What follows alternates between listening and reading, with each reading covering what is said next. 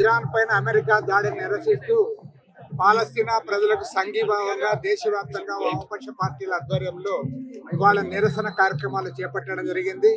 ఇవాళ ప్రపంచవ్యాప్తంగా అమెరికా అధ్యక్షుడు ట్రంప్ కనుసన్నల్లో ఒక ఏకధ్రువ ప్రపంచం నిర్మించడానికి ఒక దుర్మార్గమైన ప్రయత్నాలు జరుగుతా ఉన్నాయి. ఎందుకంటే యుద్ధం పేరుతో పాలస్తీనా ప్రజలపైన ఇజ్రాయెల్ గత అనేక నెలలుగా దురాగతాలు చేస్తూ ఉంది. దాన్ని అరికట్టిన పాపాన పోలేదు. ప్రత్యక్షంగా పరోక్షంగా ఇజ్రాయెల్ యొక్క యుద్ధోన్మాదాన్ని ఈ అమెరికా ప్రభుత్వం, అమెరికా అధ్యక్షుడు ట్రంప్ గారు బలపరుస్తూ వస్తూ ఉన్నారు. ఇవాళ ఇరాన్ పైన ఇజ్రాయెల్ దాడి చేసే కూడా దానికి మద్దతు ఇచ్చాడు. స్వయంగా అమెరికా ప్రభుత్వమే ఇరాన్ పైన దాడి చేశారు. పైగా ఇప్పుడేమో వారే శాంతి మంత్రాలు చెప్పిస్తా ఉన్నారు. మా దౌత్యం వల్లనే ఇవాళ యుద్ధం ఆగిందని చెప్పుకుంటా ఉన్నారు. ప్రత్యేకించి భారతదేశంలో అధికారంలో ఉన్న నరేంద్ర మోడీ ప్రభుత్వం ఇవాళ అమెరికా ఊడిగం చేసే పద్ధతులు వ్యవహరిస్తూ ఉంది. అమెరికా చెప్పిందంతా కూడా మాట దానికి అండగా నిలబడతా ఉంది. నిన్న ఢిల్లీలో ఇజ్రాయెల్ ఎంబసీ దగ్గర ఏదో అక్కడ నిరసన కార్యక్రమం చేపడితే ఆందోళనకారుల పైన విచక్షణ రహితంగా దాడులు చేసే పరిస్థితికి ఇవాళ మోడీ ప్రభుత్వం దిగజారిందంటే ఇంతకంటే సిగ్గు చేయటైన విషయం ఇంకోటి ఉందా అని నేను అడుగుతా ఉన్నాను. ప్రపంచవ్యాప్తంగా ప్రజలకు అండగా నిలబడడానికి సకల ప్రజాతంత్ర శక్తులు కూడా ఇవాళ ముందుకు రావాలి. సామ్రాజ్యవాద యుద్ధోన్మాదాన్ని ఖండించాలి. ప్రపంచాన్ని కాపాడుకోవాలి. ఇవాళ ప్రపంచంలో అనేక దేశాలతో అణ్వస్త్రాలు ఉన్న నేపథ్యంలో ఇవాళ ప్రపంచ శాంతిని ముందుగా దాన్ని కాపాడుకోవడానికి ప్రతి ఒక్కరు కూడా కలిసి రావాలని విజ్ఞప్తి చేస్తా ఉన్నాం. ఇజ్రాయెల్ అమెరికా సారథ్యంలో ఈరోజు ప్రపంచం మీద యుద్ధోన్మాదాన్ని ప్రదర్శిస్తూ దాడులు చేస్తూ ఉంది. ఒకవైపు పాలస్తీనా మీద, గాజా మీద దాడులు చేసి వాళ్ళ స్వాతంత్రాన్ని హరిస్తూ, మరొకవైపు ఇరాన్ అణు ఆయుధాలు కలిగి ఉందనే నెపంతో ఒక పిచ్చి కుక్కలాగా ఇజ్రాయెల్ని ఈరోజు అమెరికా తోలి ప్రపంచ ఆధిపత్యం కోసం పోరాడుతున్నది. దీనికి వ్యతిరేకంగా, యుద్ధోన్మాదానికి వ్యతిరేకంగా, ప్రపంచ శాంతి కోసం నిన్న ఈరోజు దేశవ్యాప్తంగా వామపక్ష పార్టీలు అన్నీ కూడా నిరసన ప్రదర్శనలు చేస్తున్నాయి. మోడీ ప్రభుత్వం ఇజ్రాయెల్ కొమ్ము కాయటం ఆపేసి ఈ అమెరికాను బలపరచడంలో ఎప్పటికీ మనం చాలా నష్టపోయాము. ఆ అమెరికా కొమ్ము కాయటం కాకుండా మన స్వాతంత్రోద్యమ లక్ష్యాల వైపు, దాని యొక్క సాంప్రదాయాల ప్రకారం మన అలీన విధానాన్ని, స్వేచ్ఛ స్వాతంత్రాలను, శాంతియుతమైన విధానాలని కొనసాగించాలని చెప్పని కోరుతూ ఇజ్రాయెల్ యొక్క రాయబార కార్యాలయాలను కూడా ఢిల్లీలో మూసేయాలి, పాలస్తీనాకు మద్దతుగా నిలబడాలని చెప్పి మేము డిమాండ్ చేస్తున్నాం. ఇజ్రాయెల్ యుద్ధోన్మాదాన్ని ఖండించాలి అని ఈ రోజు దేశవ్యాప్తంగా జరుగుతున్నటువంటి నిరసన కార్యక్రమాల్లో ఈ నిరసన దినం చేపట్టడం జరిగింది. అమెరికా అనేది ఒక ఉగ్రవాద దేశం. ఆ ఉగ్రవాద దేశాన్ని ఎట్టి పరిస్థితులను సహించబోమని చెప్పి శాంతి కామకులుగా మేమంతా కోరుకుంటా ఉన్నాము. ఎందుకంటే చిన్న చిన్న దేశాలు ఏదైతే ఉన్నాయో వాళ్ళు పాపం వాళ్ళ బతుకుతుంటే మీ దగ్గర అణ్వాయుధాలు ఉండకూడదు, అణ్వాయుధాలు ఉన్నాయని చెప్పి లేని చోట కూడా ఉన్నాయని చెప్పి వాళ్ళ మీద యుద్ధం చేసి వాళ్ళని చంపుతామని చెప్పి నిర్భయంగా చెబుతున్నటువంటి అమెరికా ఉగ్రవాదాన్ని వెంటనే ఆపాలని చెప్పి ఖండిస్తూనే ఉన్నాం. మేము యుద్ధాల వల్ల ప్రజలు ఇబ్బంది పడే పరిస్థితి, వాళ్ళు ఏ దేశం అయినా కానీ ఆ దేశం ఈ దేశం మధ్యలో ఆస్తులు నష్టం, అలాగే ప్రజానీకం నష్టపోయే పరిస్థితి కనుక శాంతియుతంగా ఏదైనా ఉంటే చర్చలు జరిపే విధంగా తీసుకురావాలని చెప్పి మేము కోరుతున్నాం. అలాగే చిన్న పిల్లల దగ్గర నుంచి ముసలి వాళ్ళ వరకు కూడా పాపం చాలామంది చనిపోయే పరిస్థితి, అనేకమైన వేల కోట్ల రూపాయల ఆస్తుల నష్టం, అలాగే అనేకమైన అక్కడ ఉన్న కంపెనీలు కానీ ఇలాంటివి కూడా నష్టపోయే పరిస్థితి కనుక ఇలాంటి యుద్ధాలని అన్ని దేశాలు కూర్చుని దాని మీద ఒక చర్చ లాంటిది పెట్టుకుని దాన్ని ఆపే పరిస్థితి తీసుకురావాలని చెప్పి మేము కోరుతున్నాం. ప్రపంచవ్యాప్తంగా యుద్ధోన్మాద వాతావరణం ప్రజల్ని భయకంపితులు చేస్తూ ఉంది.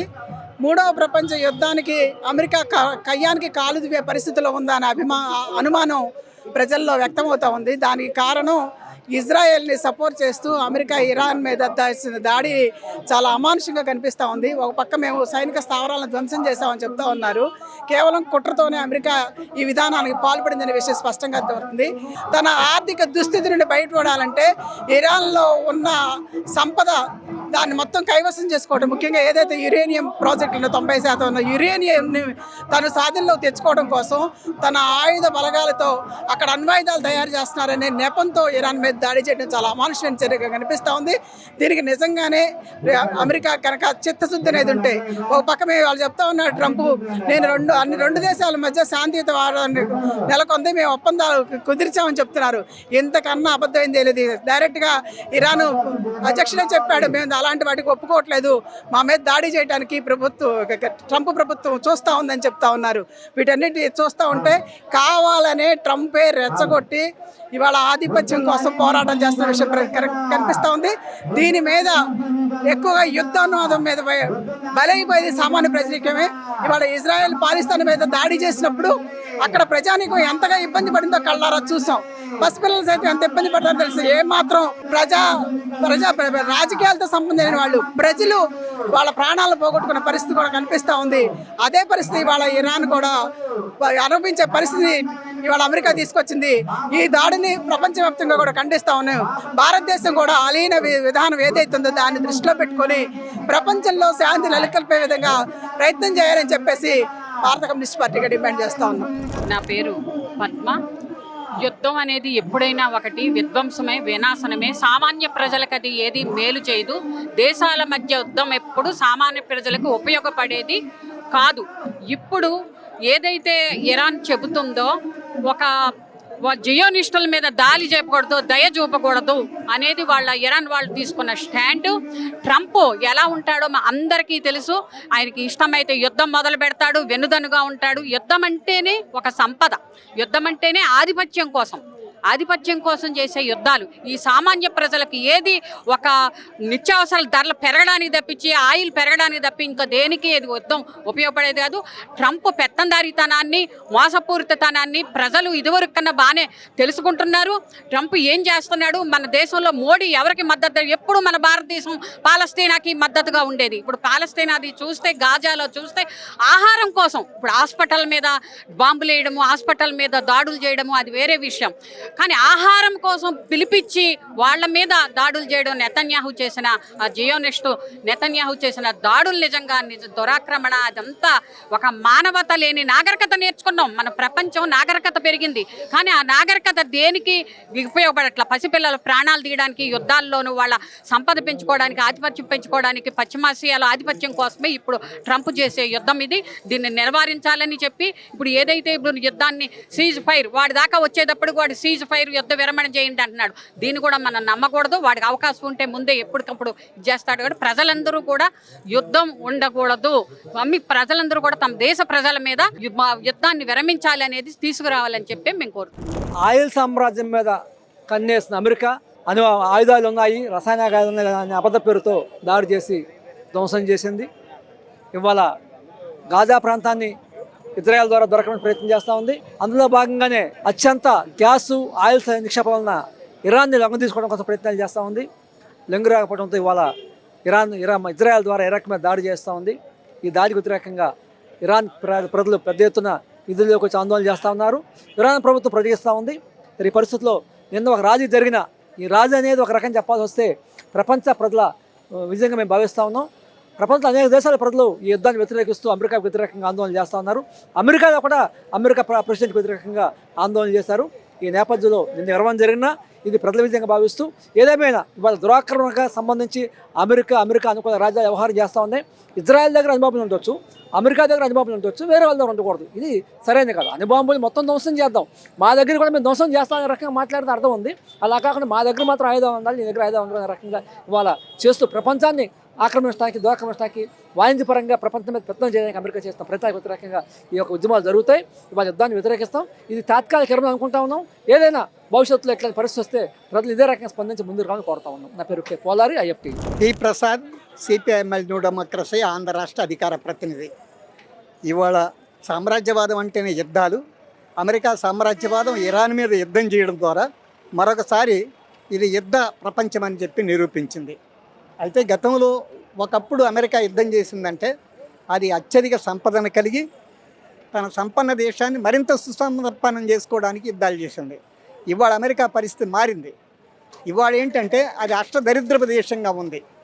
తన యొక్క GDP కంటే మించి 130% అప్పుల పాలయ్యింది. $37 ట్రిలియన్ ఆర్థిక అప్పుల పాలయ్యింది. అనేక చిన్న దేశాలకి అది అప్పును పడి ఉంది, చైనాతో సహా, సౌదీ అరేబియా, గల్ఫ్ దేశాలతో సహా. ఈ అప్పుల్లో నుంచి అది బయటపడాలి. కనుక ఈ సమయంలో ఆంతరికంగా చాలా సంక్షోభం ఎదుర్కొంటుంది. వాళ్ళ సంక్షేమ సౌకర్యాలను ప్రజలు రద్దు చేయాల్సిన పరిస్థితులు ఏర్పడ్డాయి. అక్కడ ప్రజలు తిరుగుబాటు చేసే పరిస్థితి వచ్చింది. అందుకనే వాళ్ళకి ఇరాన్ ఆయిల్ కావాలి. ప్రపంచంలో ఇరాన్ ఆయిల్ మొత్తం ప్రపంచంలోనే రెండవ అతి సంపన్న ఎక్కువ నిలవగలిగిన ఆయిల్ నిలవగలిగిన దేశం. దాన్ని కబ్జా చేయడానికి ఇజ్రాయెల్ని ప్రోత్సహించి దాడి చేయించింది. ఇది సక్సెస్ కాదని నిరూపించింది. ఒకప్పుడు ఇరాన్ కాదు, ఇవాళ ఇరాన్. ఒకప్పుడు ఇరాను ఇరాక్ల మీద దాడి చేసిన కాలంలో ఉన్న పరిస్థితి కాదు. ఇవాళ ఇరాన్ చాలా గత కొన్ని సంవత్సరాలుగా తన ఆయిల్ సంపదలో నుంచి కొంత డబ్బుని జాతీయంగా దేశ ప్రజలకి అవసరాలకి బడ్జెట్ ఖర్చు పెడుతుంది. ఆయుధ వ్యవస్థను కూడా మెరుగుపరుచుకుంది. అది ఇప్పుడు నిరూపణ అయింది. చివరికి అమెరికా ఎయిర్ బేస్ల మీద దాడి చేయడం అంటే ఇంతవరకు ఇటీవల కాలంలో ఏ మూడో ప్రపంచ దేశం కూడా అమెరికా ఎయిర్ బేస్ల మీద దాడి చేయలే. ఆ సాహసోపేతమైన దాడి వాళ్ళ ఇరాన్ చేయగలిగింది. చేసిన తర్వాత అప్పుడు ట్రంప్ దిగొచ్చి కాల్పుల విరమణ ఒప్పందం అన్నాడు. ఇజ్రాయెల్లో కూడా అనేక క్షిపణి వ్యవస్థ, బాంబులు విప్పించి ఆర్థిక వ్యవస్థ అంతా చెదిరిపోయింది. కనుక ఏది శాశ్వతం కాదు, వాళ్ళ సుస్థిరత్వాలు శాశ్వతం కాదని నిరూపణ అయింది. ఇవాళ గాజా యుద్ధాన్ని కూడా విరమించాలని, కాల్పుల విరమణ ఒప్పందం ఇక్కడ ఎలా జరిగిందో అక్కడ కూడా జరగాలని కూడా మేము డిమాండ్ చేస్తున్నాం. 56,000 మంది, అందులో ముఖ్యంగా స్త్రీలు, పసిపిల్లలను కూడా చంపేసిన ఆ గాజా మారణబొమ్మ నుంచి బయటపడటానికి కూడా వెంటనే మేము కాల్పుల విరమణ ఒప్పందాలకు కోరుతున్నాం.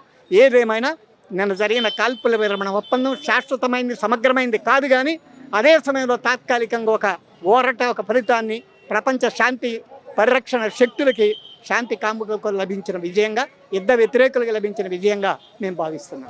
అమెరికా యుద్ధోన్మాదాన్ని ఖండించాలని వామపక్ష పార్టీల ఆధ్వర్యంలో విజయవాడ వేదికగా అయితే రాష్ట్ర వ్యాప్త ఆందోళన నిర్వహించారు. ప్రపంచ దేశాలన్నీ యుద్ధ ఉన్మాదాన్ని విడనాడాలని అయితే ఈ సందర్భంగా వారు డిమాండ్ చేశారు. యుద్ధం అనేది కొన్ని తరాలను నాశనం చేస్తుందని, ఆర్థిక సంక్షోభాన్ని కూడా తీసుకొస్తుందని వారైతే నిర్ణయించారు. అమెరికా విధానాలను కూడా తాము తీవ్రంగా ఖండిస్తున్నామని అయితే వామపక్షాల నేతలు అయితే స్పష్టం చేశారు. తక్షణమే ఇజ్రాయెల్ ఇరాన్పై చేస్తున్నటువంటి యుద్ధాన్ని కూడా నిలిపేయాలని, అలాగే రష్యా ఉక్రెయిన్ మధ్య జరుగుతున్నటువంటి యుద్ధాన్ని కూడా నిలిపేయాలని, ప్రపంచ దేశాలు కూడా శాంతి కాముకులుగా ఉండాలని వారైతే విజ్ఞప్తి చేసిన పరిస్థితి అయితే ఉంది. వీడియో జర్నలిస్ట్ రెహమాన్తో నాని, ఏపీ అమరావతి, అభినవ్ భారత్, విజయవాడ నుంచి.